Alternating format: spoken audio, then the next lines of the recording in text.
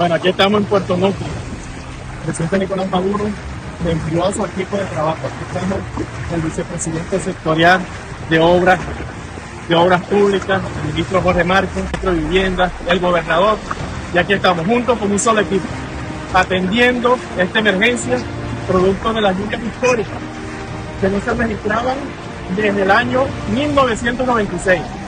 Para enfrentar esta crisis, primero hacer la evaluación de la emergencia y luego que ya la tenemos, vamos a accionar, que es romper este tramo carretera para facilitar el desagüe de las aguas que están aguas arriba, donde está el pueblo de Puerto Nutrias. Bueno, aquí seguimos en batalla, venceremos.